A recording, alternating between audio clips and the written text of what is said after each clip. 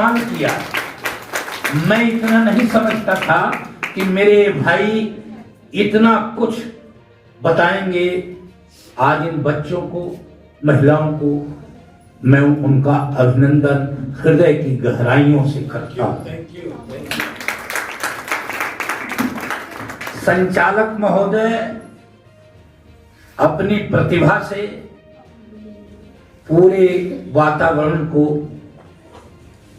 शिक्षा में बनाए हुए हैं, मैं उनका भी अभिनंदन करता हूं।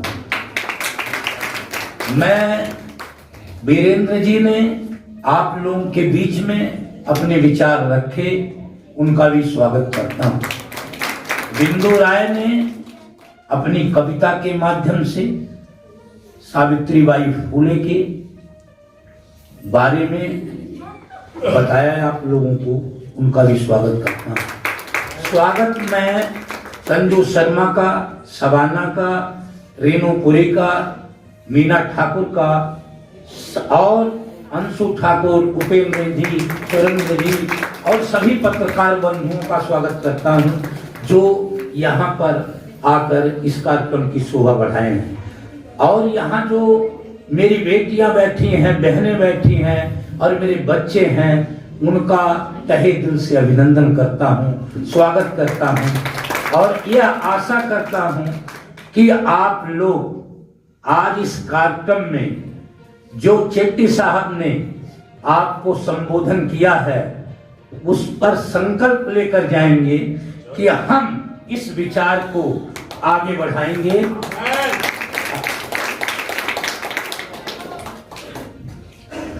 बहुत अच्छा लगा इस कार्यक्रम जो है यहाँ पर। आज बरसात थी, विपरीत परिस्थितियां थी, लेकिन उसके बाद भी आप लोग यहाँ पर सैकड़ों की तादाद में आए और इस विचार को सुन रहे हैं। मैं तो सभी पूर्व वक्ताओं ने बात आपको बताई, वह सावित्रीबाई फुले को हम यहाँ क्यों याद कर रहे हैं? हम इसलिए याद कर रहे हैं कि इतिहास ने उनके साथ पूरा न्याय भी किया। यह हम लोगों को आगे बढ़ाना है, हम लोगों की जिम्मेदारी है। काम उन्होंने बहुत बड़ा किया था।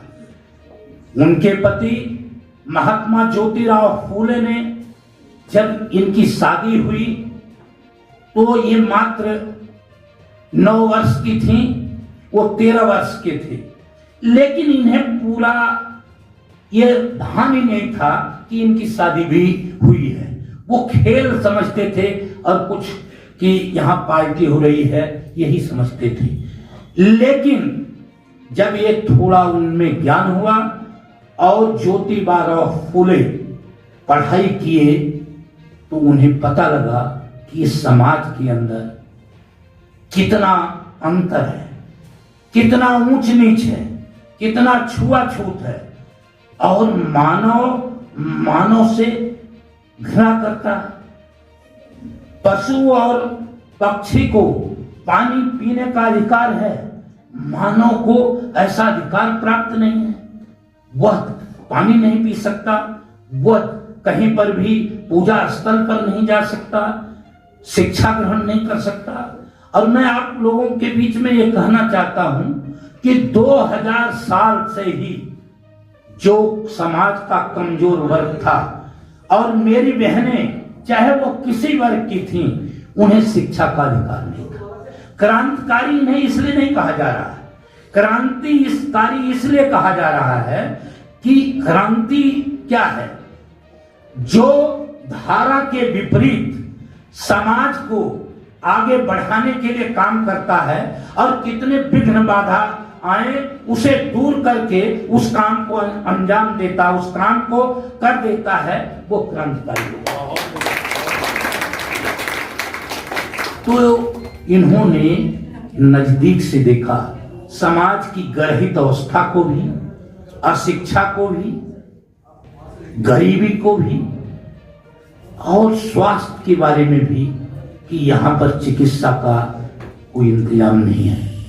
सबसे पहला काम इन्होंने शिक्षा का किया खुद इनके पति ने इन्हें पढ़ाया और जब इन्होंने पढ़ा तो इन्होंने अमेरिका के थॉमस क्लार्कसन की संघर्ष को पढ़ा कि वहां पर जो काले लोग हैं, हबशी लोग हैं, उनके साथ गोरे लोग अन्याय कर रहे हैं, अत्याचार करते हैं, उनका शोषण करते हैं, उनसे जबरदस्ती काम लेते थे। इनके जीवन पर प्रभाव पड़ा और थॉमस क्लार्कसन से इन्होंने प्रेरणा ली और प्रेरणा लेकर इन्होंने कहा और प्रण किया इन्होंने कि मैं उस काम को करूंगा जहां पर शिक्षा का प्रचार और प्रसार तो होगा, यहां जो विषमता है, जो यहां घोर असमानता है, जो छुआछूत है, जो सामाजिक बुराई है, जो गैर बराबरी है, उसे भी दूर करने का काम करूंगी। इन्होंने लगातार उसका माध्यम शिक्षा केंद्र बनाया, जैसे आशादीप फाउंडेशन आज यहाँ पर इन बच्चों के अंदर एक दीप जलाने का काम कर रहा है, प्रकाश फैलाने का काम कर रहा।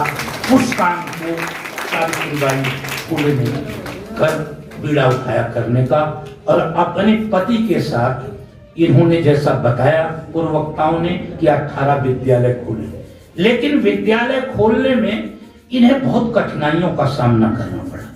यहां तक कि जो पुरोहितवाद था, जो रूढ़िवाद था, वो जो व्यवस्था थी वहां पर, वह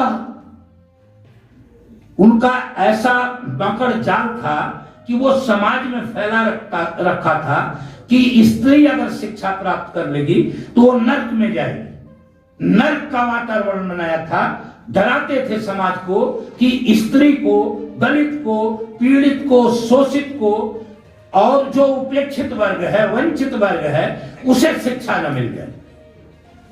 तो ये षड्यंत्र था, ये बड़ा षड्यंत्र था कि ये सारा वर्ग, चाहे वो 50% महिला हो और चाहे बड़ा वर्ग, ये हमेशा गुलामी का जीवन जिए और हम जैसे चलाएं। जो बड़ा वर्ग था, सामंतवादी वर्ग जिसे कहते हैं, जिनके अंदर क्रूरता भरी हुई है, क्रूर लोग हैं, वो समाज के अंदर हमेशा विषमता पैदा किए हैं और शोषण का इतिहास रहा है उनका, और वो अपनी बात को ऊपर रखते हैं। उन लोगों ने शिक्षा को नहीं करने दिया। ये कठिनाइयां इनके सामने आई। इनके पिताजी ने, जो ज्योतिबा राव पिता थे, उन्होंने इन्हें घर से भी निकाल दिया। और यहां तक आप लोगों को बताता हूं मैं कि इन्हें पुणे शहर में मकान भी कोई नहीं देता था कि वहां पर विद्यालय खुल सके। तो गफ्फार बेग जी ने और उनके लड़के उस्मान बेग ने इन्हें मकान दिया, जगह दिया स्कूल खोलने के लिए। उन्होंने कहा कि हमें आप स्कूल खोलिए, हम आपकी मदद करेंगे। और इनके कई भिंडे जी एक मित्र थे, उन्होंने पैसे आर्थिक मदद की। ऐसे बिना अर्थ के कहां स्कूल खुलता है, उन्होंने मदद की। तब जाकर स्कूल इन्होंने खोला और स्कूल खोलकर लोगों को शिक्षा दिलवाने का काम किया। तो मैं यहां पर इस प्रांगण में यह कहना चाहता हूं कि हमें समाज के अंदर भाईचारा, प्रेम, सहयोग, न्याय और बंधुत्व पैदा करना चाहिए। और मैं आप लोगों को बताना चाहता हूं कि इन्हें शिक्षक भी लोग नहीं मिलते थे, शिक्षा देने वाले नहीं मिलते थे, क्योंकि उस समय 1% लोग केवल शिक्षा पर एकाधिकार किए हुए थे। 190 साल पहले बहुत थोड़े लोग पढ़े थे, और जो पढ़े लिखे लोग थे वो ये जो शोषित उपेक्षित लोग थे या महिलाएं थी, महिला और उपेक्षित, शोषित, दलित दोनों बराबर की स्थिति में थे। वो ऐसा काल था, वो ऐसा संक्रमण काल था कि उस समय ये सारे अन्याय के शिकार थे, इनके साथ अत्याचार होता था और पूरा समाज जो अपने आप को बहुत जागरूक समाज कहता था वही इनके साथ अन्याय करता था। तो इन्हें फातिमा शेख ने शिक्षा की अगर प्रथम महिला आप हैं तो फातिमा शेख ही हैं जो मुस्लिम समाज में पैदा हुई और उन्होंने इनका साथ दिया। फातिमा जी ने कि हम आपके साथ लोगों को शिक्षित करेंगे, लोगों को बताएंगे।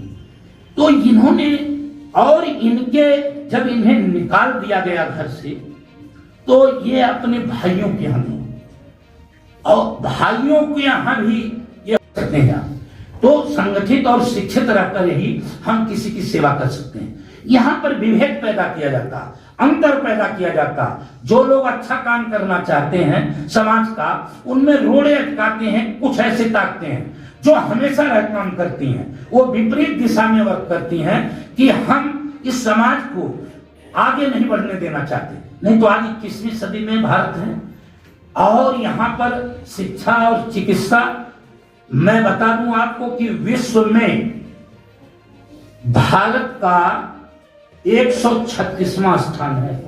जो बजट है हमारे यहाँ शिक्षा का, 136 देश हमारे से ऊपर है और अमेरिका में, ब्रिटेन में बजट का 6% शिक्षा पर खर्च होता है।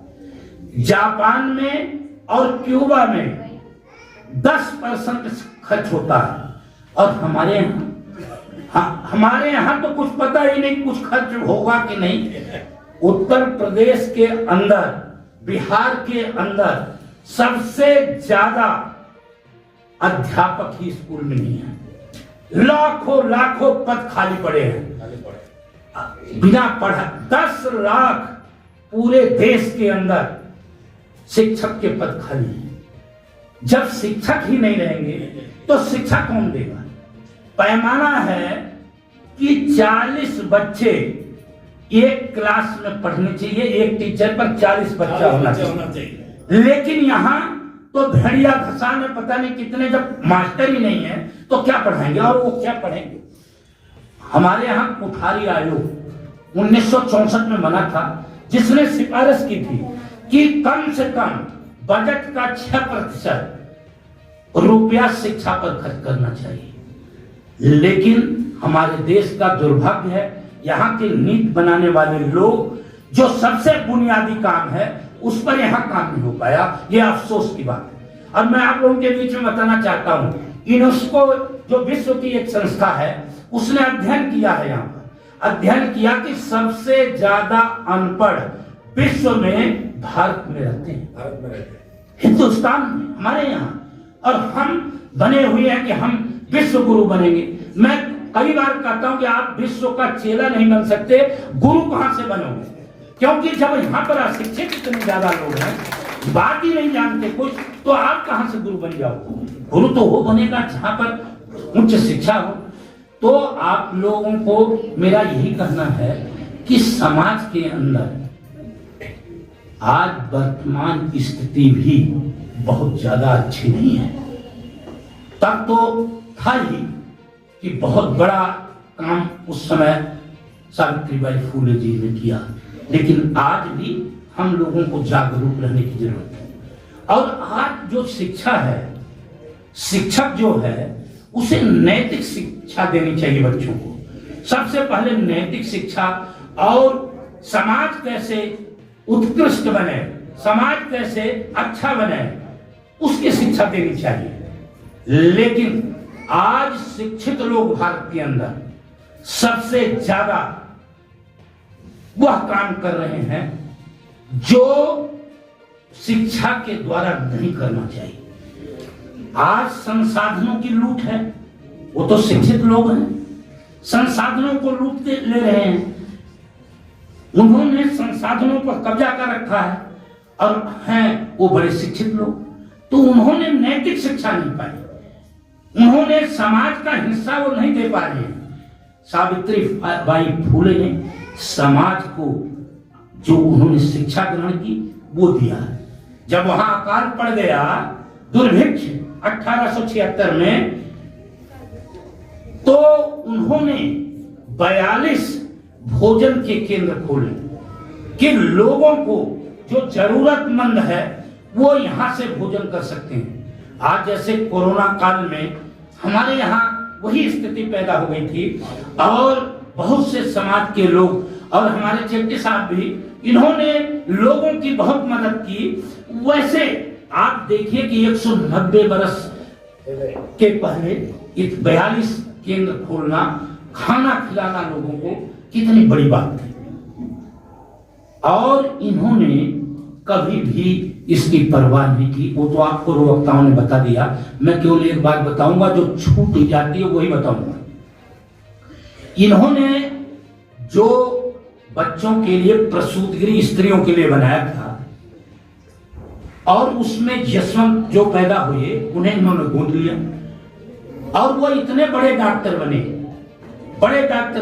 उसके बाद भी समाज के अंदर उनकी शादी करने वाला कोई नहीं मिलता था कि इनकी शादी कर दी।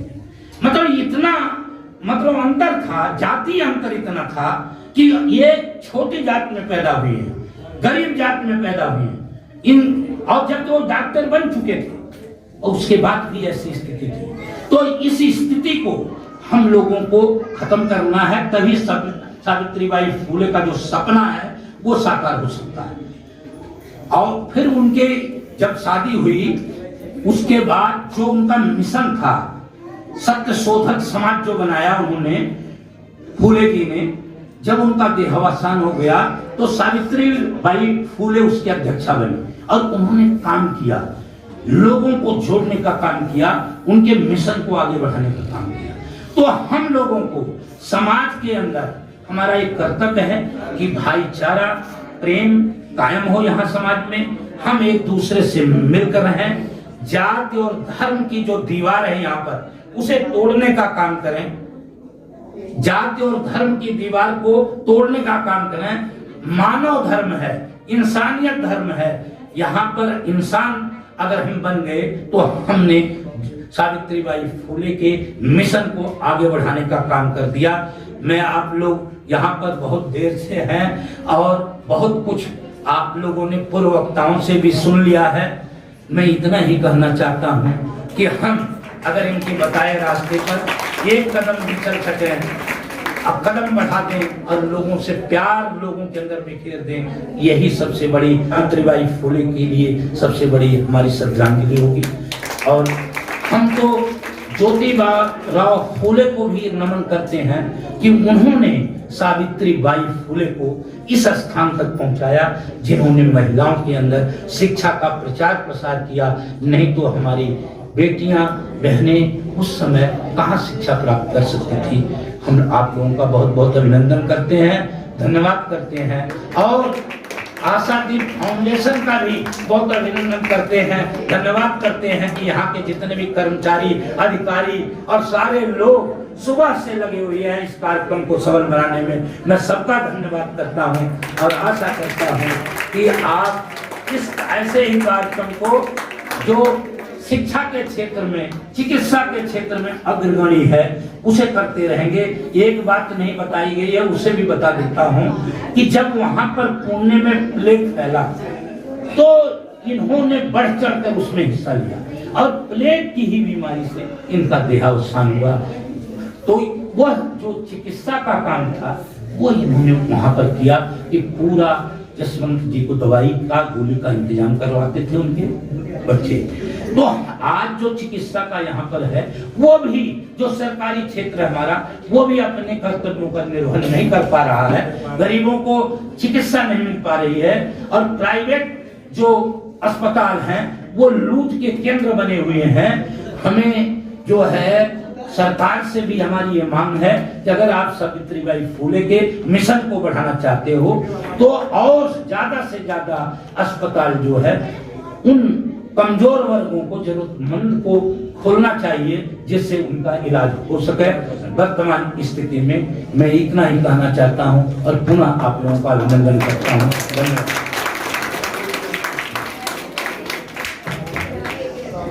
तत्वाधान में आज इस जयंती कार्यक्रम में आए हुए सभी महानुभावों को मैं नमन करता हूँ, वंदन करता हूँ, अभिनंदन करता हूँ। आज सावित्रीबाई फुले का जन्मदिन है। मातृशक्ति और महिला अधिकारों और महिला शिक्षिका का जन्मदिन हम मनाने के लिए इतनी तादाद में इकट्ठा हुए। सबसे पहले मैं इस कार्यक्रम की जो अध्यक्ष हैं आदरणीय श्रीमती ज्योति चेटी जी को अभिवादन करता हूं कि एक सुंदर कार्यक्रम की वह अध्यक्षता कर रही हैं, क्योंकि मातृशक्ति का दिन है। महिला सुधारों की बात है तो हम आधी आबादी जो देश की है और विश्व की है, उनके अधिकारों के लिए जिनको चिंतन करने का, मनन करने का दिन है, तो सबसे पहले उनको अधिकार दिया जाए जिनका यह दिन है। इस फाउंडेशन के डायरेक्टर आदरणीय, अभी आप सभी ने सुना, चेटी साहब बहुत ही विचारधारा की बात उन्होंने पूरी इतिहास से लेकर वर्तमान काल तक उन्होंने महिला सुधार और महिला अधिकारों की और बालिकाओं के अधिकारों की और कानून की और संविधान की बात आज अभी विस्तार से बताई। बहुत बहुत अच्छा लगा। बहुत ही सुंदर विचार उन्होंने यहाँ पर भी आपको जानकारी देने का काम किया। हमारे बीच में समाजवादी पार्टी की चिंतक, वरिष्ठ नेता और लोक शिक्षण अभियान ट्रस्ट के संस्थापक आदरणीय रामलाल यादव जी, मेरे साथ मेरे भाई अंशु ठाकुर जी, उपेंद्र जी और सुरेंद्र जी, और यहाँ पर अभी बहुत ही सुंदर गीत के माध्यम से आपको अलग जगाने का काम किया, महिलाओं के अधिकारों को बताने का काम किया बिंदु जी, समाजवादी पार्टी में महिला सभा में उपाध्यक्ष बड़ी बहन संजू शर्मा जी, और सभी मैं यहाँ पर जितने भी महानुभाव बैठे हुए, मातृशक्ति, बच्चों और नौजवान साथियों, सभी का अभिवादन करता हूँ, पत्रकार बंधुओं का। आज हम उस दौर की बात कर रहे हैं जिस दौर में महिलाओं को यह अधिकार भी नहीं था कि वो शिक्षा ग्रहण करें। महिलाओं को सिर्फ लालन पोषण, घर की दीवारी और खाना बनाने तक सीमित रखा गया। वो दौर भी कैसा दौर होगा कि जिस वक्त की महिलाओं को घर के दरवाजे की लांग तक जाने की इजाजत भी नहीं थी, उस दौर में सावित्रीबाई फुले का जन्म हुआ और उसमें उन्होंने ऐसा अलग जगाने का काम किया कि जो बालिकाएं जो शिक्षा से महरूम थी, उन्हें शिक्षा के लिए जागृत किया और समाज में एक ऐसी लड़ाई लड़ी जो महिलाओं के अधिकार की, उनके सुधार की, और जो भी कुप्रथाएं चल रही थी, जैसा चेटी साहब ने बताया कि कुप्रथाएं उस दौर में कितनी होंगी, आज से 190 साल। वर्तमान समय में आप देख लीजिए, दशा और दिशा में कोई परिवर्तन ज्यादा नहीं हुआ है। सोच और मानसिकता की बात है। आज भी हम बालिकाओं के प्रति देखते हैं कि आज भी मानसिकता जो हमारे समाज की है वह अभी ज्यादा बदली नहीं है। बालिकाओं और महिला शक्ति को आज भी उसी दोयम दर्जे का नागरिक समझा जाता है, जबकि आज बालिका कहां से कहां तक पहुंच गई है, यह शिक्षा के कारण ही हुआ है। शिक्षा एक ऐसा पवित्र, मैं मानता हूं कि कर्म है, एक पवित्र और आगे बढ़ने का। शिक्षा अगर होगी, मेरा मानना है कि अगर शिक्षा होगा तो मानव का विकास होगा। कोई भी देश और समाज बिना शिक्षा के कोई तरक्की नहीं कर सकता। इसलिए आप उस दौर को अनुभव कीजिए कि जिस दौर में शिक्षा से वंचित किया जाता था। पुरुषों की शिक्षा की बात तो छोड़िए, महिलाओं को कहां तक रखा जाता था कि उनको सिर्फ पोषण, लालन पोषण में और सिर्फ वंश बढ़ाने में और घर के काम काज में रखा जाता था। उस दौर में महिलाओं की शिक्षा की बात उन्होंने की। जो भी कुप्रथाएं थी वहां पर, चाहे वो बाल विवाह के रूप में थी, चाहे वो विधवा विवाह के रूप में थी, जितने भी अशिक्षा थी, चाहे वह छुआछूत थी, जहां तक बच्चियों को जो कन्याओं को गर्भ में ही मार दिया जाता था या बाद में मार दिया जाता था, बालिकाओं की कितनी दुर्दशा थी। उस समय उन्होंने महिला अधिकारों की बात करी। जहां तक उनका बात है कि उनका जन्म जो 17 में हुआ महाराष्ट्र में 1831 में, और 9 साल की उम्र में उनका विवाह हुआ, और वो जब वह शिक्षित भी नहीं थी, उन्होंने अपने पति के घर में आकर शिक्षा ग्रहण की। उनके पति भी जो ज्यादा पढ़े लिखे नहीं थे उस वक्त, 3 साल की उम्र में, तो तीसरी क्लास तक थे। उसके बाद भी उन्होंने ऐसा काम किया जो आज भी बहुत ही अतुलनीय है। आज हम सोच सकते हैं कि आज कैसा दिन है, आज ऐसा पवित्र दिन है कि हम उनके अधिकारों की बात कर रहे हैं। आज महिलाएं कहां पर कहां तक हैं। आज हम देखते हैं यह उन्हीं का योगदान है बालिकाओं की शिक्षा का। जैसे चेट्टी साहब ने बताया कि उन्होंने 18 स्कूल खोले। वह किस लिए खोले? कि महिलाओं के अधिकारों के लिए खोले, महिलाओं की सुरक्षा के लिए खोले, उनके सम्मान के लिए, कि महिलाओं को आगे बढ़ाने के लिए कहा। मैं आपको आज के दिन, आज ये पवित्र दिन है, सावित्रीबाई फुले का दिन, जन्मदिन है, हम लोग उनको याद करते हैं। आज भी महिलाओं की सुरक्षा और सम्मान की बात करते हैं। मैं आपको कहना चाहता हूं कि आज महिलाएं आगे समाज में बढ़ी हैं। आज वो हवाई जहाज उड़ा रही हैं, फाइटर प्लेन चला रही हैं, मेट्रो ट्रेन चला रही हैं, आगे पुरुष के साथ कंधे से कंधा मिलाकर चल रही हैं। तो इसमें सबसे बड़ा योगदान अगर किसी का होगा तो सावित्रीबाई फुले का योगदान है कि आज महिलाएं पुरुषों के बराबर कंधे से कंधा मिलाकर अब उनके अधिकार के लिए चल रही हैं। इसलिए मैं आपको यह कहना चाहता हूं कि आज उनको श्रद्धांजलि देने का दिन है, आज उनको नमन करने का दिन है और उनके बताए हुए रास्ते पर चलने का दिन है, या उनसे कुछ सीखने का दिन है कि अगर हम समाज में महिलाओं को उनका स्थान देंगे, उनको सम्मान देंगे, तभी पीढ़ी आगे बढ़ पाएगी। मैं आपको बताना चाहता हूं कि आज नौजवान साथी यहाँ बैठे हैं, बहुत बालिकाएं बैठी हैं, बहुत शिक्षिकाएं बैठी हैं और मैं मातृशक्ति बैठी है और पुरुष भी बैठे हैं, जो मैं उनको कहना चाहूँ महानुभावों से कि अगर पुरुष शिक्षित होता है तो एक घर शिक्षित होता है। अगर स्त्री शिक्षित होती है, एक महिला, एक बालिका शिक्षित होती है, तो वो 2 घरों का शिक्षा देने का काम करती है कि जहां पर वो अपने माता पिता के घर पर रह रही है उसकी शिक्षा का भाग भी उसके पास होता है, और जहां पर ब्याह कर जाती है उसकी घर को भी वो संभालने का काम करती है। इसलिए बालिका वह शक्ति है, जैसे वो माँ भी है, बहन भी है, पत्नी भी है और एक बालिका भी है, उसके बाद वो एक दुर्गा का रूप भी है, बहुत बड़ा बल उसके अंदर है। इसलिए दुर्गा को समझना पड़ेगा, उसे सम्मान देना पड़ेगा। लेकिन आजादी के बाद 72 साल की आजादी हो गई, आज भी महिलाओं और बालिकाओं की स्थिति, जैसा चेट्टी साहब ने बताया, बहुत ही सुधरी नहीं है। आज भी हमारी मानसिकता और हमारे समाज की मानसिकता यह है कि उसे 2 दर्जे का नागरिक आज भी हमारा समाज मानता है। लेकिन संविधान में अधिकार, उनको बराबरी का अधिकार मिला हुआ है। इसलिए आपको समझना पड़ेगा, महिलाओं को आगे बढ़ाना पड़ेगा, बालिकाओं को शिक्षित करना पड़ेगा। बालिका शिक्षित होगी तो ये समाज शिक्षित होगा, यह देश शिक्षित होगा और देश का वह नौनिहाल जो आने वाली पीढ़ी है उसको बनाने का काम और इस देश को विकसित करने का काम ये हमारी बालिकाएं और मातृशक्ति करेगी। इसलिए मैं आप महानुभाव से अनुरोध करूंगा कि शिक्षा का जहां बड़ी परिवार है इनको आगे बढ़ाने का काम कीजिए। हमारी अच्छी श्रद्धांजलि, हमारी सच्ची श्रद्धांजलि यही सावित्रीबाई फुले के लिए होगी, जो उन्होंने रास्ता दिखाया, जो जागरूकता समाज में फैलाई, जिन कुप्रथाओं से वो लड़ी, उन कुप्रथाओं से लड़ने की बात है, उन पर जागरूकता फैलाने की बात है और महिलाओं और बालिकाओं को विशेषकर आगे बढ़ाने की बात है। यही हम लोगों की सच्ची श्रद्धांजलि होगी। बहुत बहुत नमन, आपका वंदन, अभिनंदन, बहुत बहुत धन्यवाद। Without any discrimination, without any भेदभाव सभी पढ़ने का अधिकार है, एक कॉन्स्टिट्यूशनल राइट है, संविधान का अधिकार है, हमको दिया गया है, कोई हमसे छीन नहीं ले सकता। इसीलिए सभी हम संविधान पढ़े, हमारा संविधान में क्या लिखा है। आज समय समय पर इस तरीके का लोग जन्म लेंगे, आज संविधान जो लिखा है उसको कानूनी दर्जा देंगे। राइट टू एजुकेशन एक कानूनी दर्जा है, सभी लोग को अधिकार दिया गया है, सभी बच्चे पढ़ सकता है। और गवर्नमेंट का जिम्मेदारी है कि सभी उसको लागू करें। 190 साल हो गया, उस समय भी दशा ऐसे था, और दशा दिशा हमें अभी पहचानना है, जानना है, तब हमें आगे बढ़ सकते हैं। नहीं तो ऐसे ऐसे कानून लाएंगे और संविधान किनार हो जाएगा और अपना कानून लागू करेंगे। इसीलिए मेरे प्यारे स्टूडेंट, जब मौका मिलता है इस तरीके का प्रोग्राम में, आप भाग लेने के लिए पीछे नहीं हटना। जहां पर इस तरीके का प्रोग्राम होता है, एजुकेशन का ऊपर, ऐसे दलित का ऊपर अत्याचार होता है, वहां पर बढ़ चढ़ कर बोलना है। ये समय आ गया है और हमको पूरा अधिकार दिया गया है 2010 में जब कानून लागू हुआ राइट टू एजुकेशन का।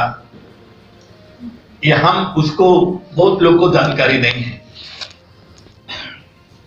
सब औरत, गांव का औरत व्यस्त होते थे, दलित हम क्या करें? एक कानून बना 2005 में, आपको सभी को याद होगा, कि हमें औरत को एक पावर मिला।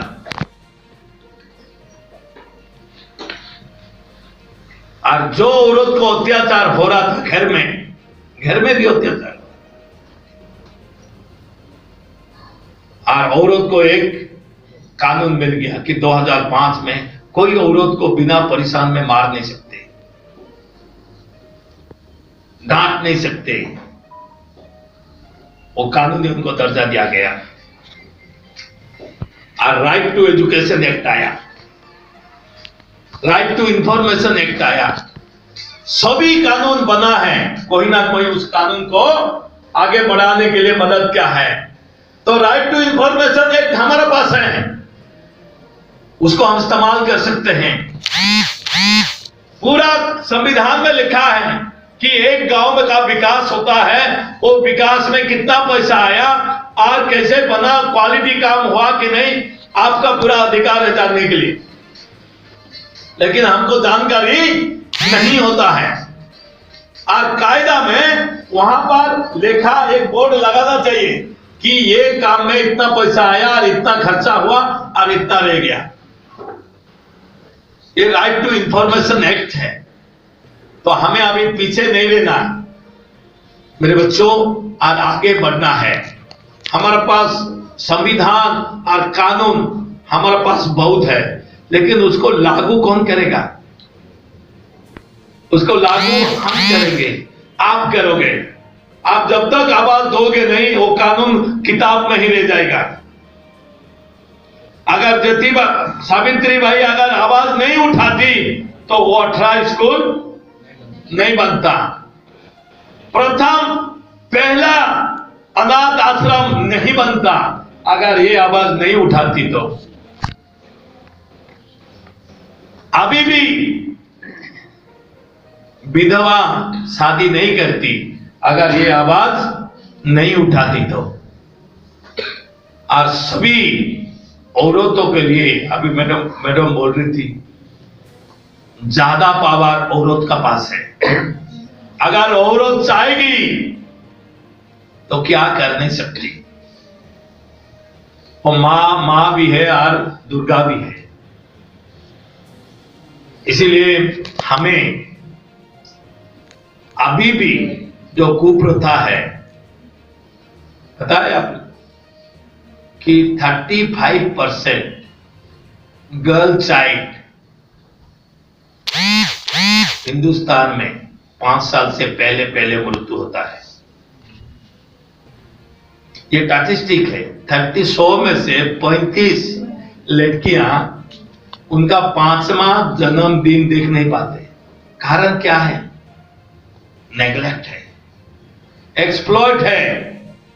चिंता करते बड़ा होकर हमारे लिए बोझ है? उसको तो गर्भ में मार देना चाहिए, लेकिन कानून बन गया गर्भ में मार नहीं सकते। हम अल्ट्रासाउंड कर नहीं सकते। अगर जन्म हो गई तो कहीं पर भी कोई बीमार होता तो उसको इलाज नहीं करते। ऐसे मानसिकता है। और उसको मर जाए, जल्दी से जल्दी मर जाए, हमको छुटकारा मिले, इस तरीके का है। उसका न्यूट्रिशन उसको नहीं मिलता, खान पान नहीं मिलता, उसको नेग्लेक्ट करते हैं। और बहुत सारे लड़कियां उसको मृत्यु हो जाता है। तो अभी हमें जागना है। और एक प्रोग्राम है कि इस तरीके का प्रोग्राम हमारा जीवन को जागरूकता करता है, हमारा दिमाग को जागरूकता करता है, ताकि आने वाले समय में आप लोग उसको उस लेगेसी को आगे बढ़ाओगे। नहीं तो ये विचारधारा खत्म हो जाएगा, दूसरा विचारधारा होगा और हमें बहुत सारे बड़ा एक तबका पीछे हटते जाएगा, आगे बढ़ नहीं पाएंगे। इसीलिए ये लोग को अभी हमें एक पवित्र रूप से उनको देखना है। आज ये जगह में कल बोल रहा था, फोटो आते ही ये जगह पवित्र हो गया भाई, ये जगह पवित्र हो गया। ऐसे विचार, ऐसे लोग इधर आए, उनको फोटो लगी, पवित्र हो गया, हमारा मुंह भी पवित्र हो गया। उनका बारे में उनका नाम लेते हैं, उनको हमें आगे बढ़ाना है, बहुत कुछ बोलना है, लेकिन आज ही नहीं, आगे भी उनका विचारधारा को आगे बढ़ाना है, एजुकेशन को। उनका मेन था कि कैसे एक संतुलित दिमाग लोगों का पास आएगा, कैसे एक मानव इंसान सेंटर सोच विचारधारा आएगा। ये बहुत इंपॉर्टेंट है। बहुत शास्त्रों में लिखा गया है, नर का शरीर में नारायण, नर का शरीर में नारायण, और नारायण एक ही है, भगवान ईश्वर एक ही है, और सभी का आत्मा में ईश्वर बसता है। ये मत सोचो कि दलित का ईश्वर अलग है और बड़े जात का ईश्वर अलग है, दलित का खून अलग है, बड़े जात का खून अलग है। ये तो ऐसे सोचता है वो सबसे ज्ञानी नहीं है, वो सबसे बेकार है। मैं तो बोलूंगा उसको एजुकेशन नहीं है। अगर जो एजुकेटेड है सोचता है इंसान सबसे बड़ा है, उसका बाद आता है धर्म, उसका बाद आता है नियम, उसका बाद आता है कानून। इंसान सबसे बड़ा है, इंसान को हम सर्वोपरि रखना है, और इंसान सभी बराबर है। संविधान बता रहा है इंसान equal right, the fundamental right, 6 fundamental rights है। हम उसको भी अगर हम लागू करेंगे। पहले तो आशादीप फाउंडेशन का बहुत बहुत धन्यवाद, जो इतने अच्छे हमारे कार्यक्रम को शोभा बढ़ाया, और ज्योति चेट्टी जी का भी बहुत बहुत धन्यवाद, एच.के. चेट्टी जी का भी बहुत बहुत धन्यवाद, दिल से स्वागत है। सारे आए बच्चों का भी बहुत बहुत धन्यवाद आप लोगों का, जो आप लोग आशादीप फाउंडेशन का नाम रोशन कर रहे हैं। और हमारे आदरणीय रामदुलार यादव जी, हमारे भाई वीरेंद्र भाई जी हैं, वीरेंद्र यादव जी और अंशु ठाकुर जी, सबका बहुत बहुत धन्यवाद, अच्छा लगा। और हमारी महिला समाजवादी पार्टी से संजू शर्मा जी का भी, और समाज सेविका रेनू पुरी, मीना ठाकुर, शबाना जी, और आए हमारे सारे पत्रकार बंधु भाई को भी सबको बहुत बहुत धन्यवाद। आज सावित्रीबाई फुले जी का जन्मदिन है, इनके लिए तो सच में बोलना भी हमारा, मैं तो इतना नहीं बोल पाऊंगी, लेकिन हाँ ये कि हमारी सावित्रीबाई फुले बहुत महान थी, जो नारी शक्ति बोला जाता है। आज भी नारी शक्ति इतनी कमज़ोर नहीं है, और जो भी आज हम सिर उठा रहे हैं इनके लिए, इनकी बदौलत जो हम लोगों में समाज के सामने हम खड़े हो पाए हैं, नारी को अधिकार मिला है, शिक्षा का अधिकार मिला है, सब इनकी बदौलत है। आज जो भी है तो सब इनकी बदौलत है। तो इन्हीं के ऊपर मैं इनकी जो बात है, इन्होंने जितनी संघर्ष करी है, उसका एक छोटा सा गीत के माध्यम में सुना रही हूँ।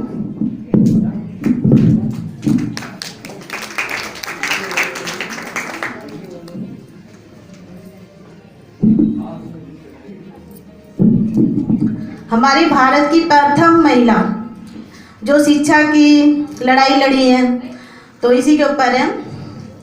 भारत की एक पहली महिला, भारत की एक पहली महिला, करी शिक्षा की लड़ाई, करी शिक्षा की लड़ाई। नाम था उनका सावित्रीबाई फुले, सबको शिक्षा दिलाई, सबको शिक्षा दिलाई।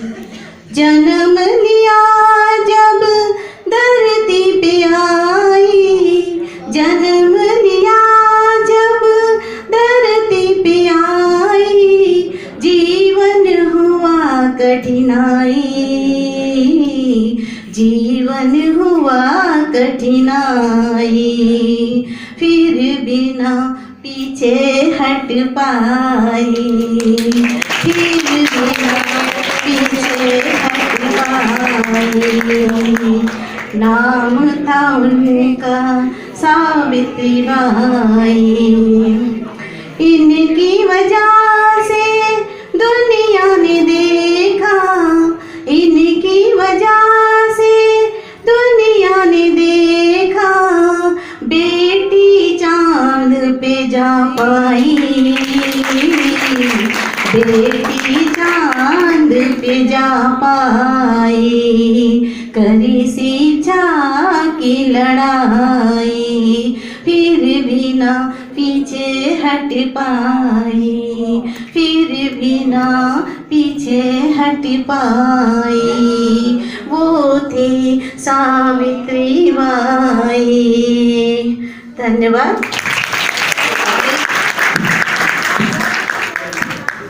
Subscribe to our channel by clicking the subscribe button. Click the bell button and enjoy the latest uploads from our channel.